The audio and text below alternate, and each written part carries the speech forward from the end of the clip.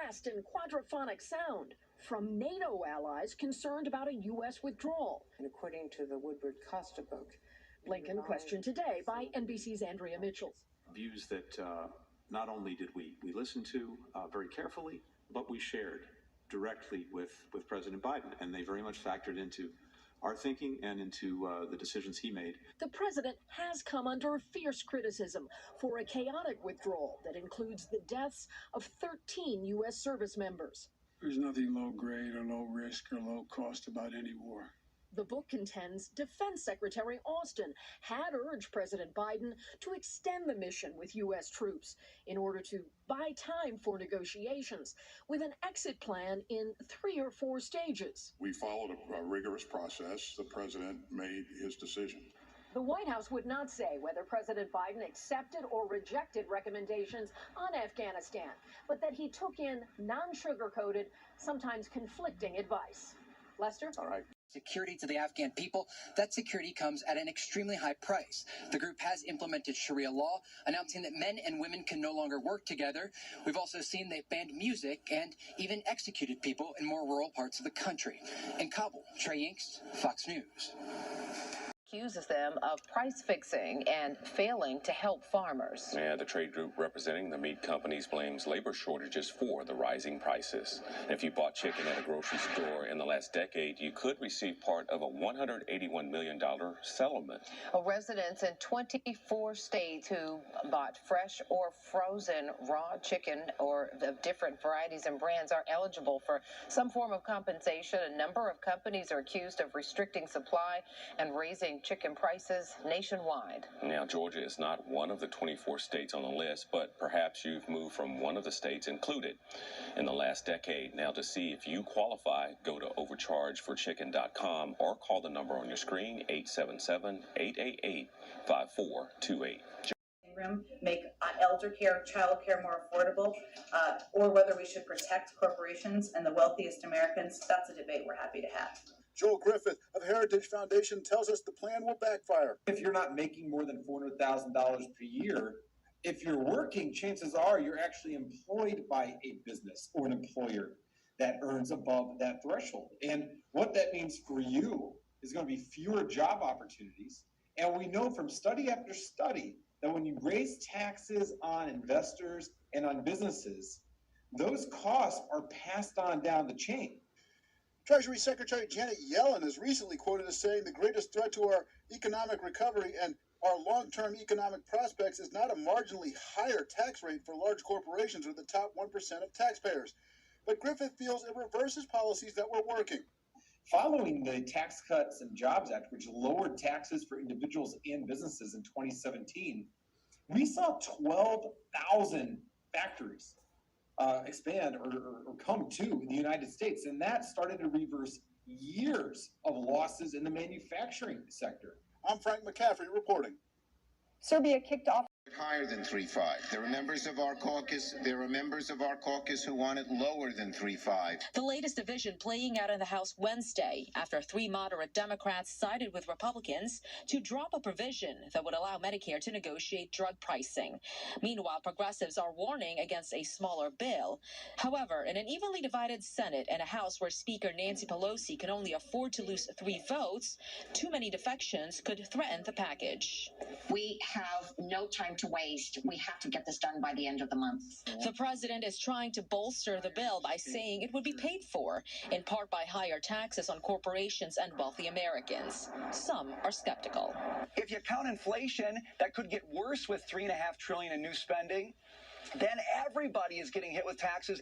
Some Republicans who supported the infrastructure bill now say they may oppose it if it's ultimately tied to the larger social spending package. In Washington, Mal Rivera, Fox 5 News. Providing comfort. State Capitol coming up, why he says we need to clarify the state law banning non-citizens from voting.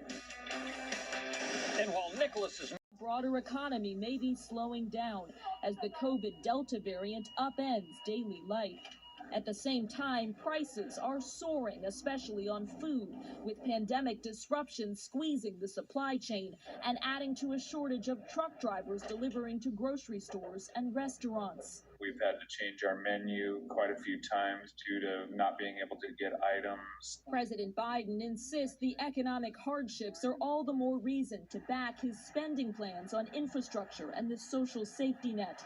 He's promising raising taxes on corporations and the wealthy will offset the trillions of dollars in spending while evening the playing field. Ordinary, hardworking Americans, the people who built this country, have been basically cut out of the deal. But Republicans are sharply opposed. I've never seen such an effort to expand the reach of the federal government.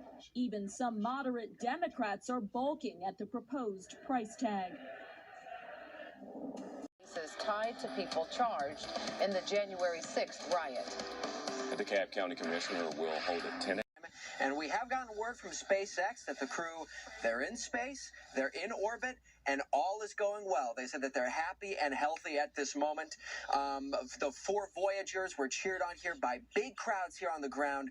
One of the crew members has really stolen the heart of a number of Americans. That's Haley Arsenault, who is a childhood cancer survivor. And she's going up to space hoping to inspire young cancer patients around the world to tell them that there is a future for them, there is hope, and life does get better. We actually met someone here who was inspired by Haley's message and felt compelled to come out and watch her first launch. Take a listen to this. The Trailblazers changed UGA athletics forever, opening the doors for young African-American athletes to enter and excel at the university and on the field. Among the young people benefiting from what they did in 1971 is Fox 5 sports anchor and former UGA quarterback DJ Shockley. Tonight, DJ talks with the UGA First Five coming up on Fox 5 Sports at 6. Be sure to tune in. All right, as we continue here at 5. The Pfizer vaccine became the first COVID-19 vaccine to receive full approval from the U.S. Food and Drug Administration. Prior to that, it had been authorized for emergency use by the FDA since December 11th, 2020. Following FDA approval, Pfizer says the vaccine will now be marketed in the U.S. under a new name, Comirnaty. A Verify viewer wants to know if the FDA-approved Comirnaty and the EUA Pfizer COVID-19 vaccine contain the same ingredients. So let's verify. Are Comirnaty and the Pfizer COVID-19 vaccine the same? We went to these sources for an answer. According to the FDA and Pfizer, Comirnaty and the Pfizer COVID-19 vaccine have the same formulation and can be used interchangeably to protect against COVID-19. So why the new name? Well, in a joint press release, Pfizer and BioNTech said they decided on the name Comirnaty because it, quote, represents a combination of the terms COVID-19, mRNA, community, and immunity to highlight the first authorization of a messenger RNA vaccine, as well as the joint global efforts that made this achievement possible. So we can verify, yes, Comirnaty and the Pfizer COVID-19 vaccine are the same. Ariane Till reporting for us. Thank you. So after the vaccine will be named SpikeVax. Easier to say. You also see the Pfizer name change and that AstraZeneca is going by Vaxzevria. That vaccine is not being administered in the United States. So why SpikeVax? It's a question many people online are asking. The European Union gave the vaccine a conditional marketing authorization January 6th, just a few weeks after the U.S. gave emergency use authorization. Then the EU changed the name to SpikeVax on June 22nd, but it is the same vaccine. Now, change can be hard sometimes, and it caused quite a conversation online today. We saw people refer to the name as cool, exciting, and the only one that they can pronounce. I'm with you. But there are still some concerns. Liam tweeting about potential confusion as verbiage changes because of the full approval. Others online saying right now is not the time to change names as Canada and the United States continue trying to push to get more adults vaccinated and keep the messaging simple. To be clear, the name change is only for Canada, at least so far. In the United States, Moderna is only approved under the FDA's emergency use authorization for anybody at least 18 years. Hey, this is John. I'm having a hard time breathing, and I may have to call 911. I believe it's a URI. Every time I try to lay down, I can't breathe. This is the second time this has happened to me in a couple of months. It's ridiculous. I hope the hell I ain't got some goddamn breakthrough shit. Got other things going on too. I don't know what it is. The response times in the city of Atlanta suck. 10:45 when I put that last video out.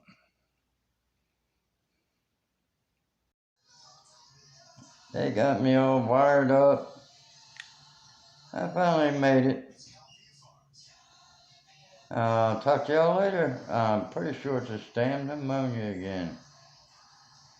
That's the way it hit me the last time I had pneumonia. That was just a month or two back. I mean, it's ridiculous. Second time? Something ain't right. Afternoon, everyone. I had to take myself to the hospital last night. Well, the ambulance did, but turns out I got pneumonia again. And every time I coughed, it felt like I was getting hit by a baseball bat. In the front and the back. Just on one side.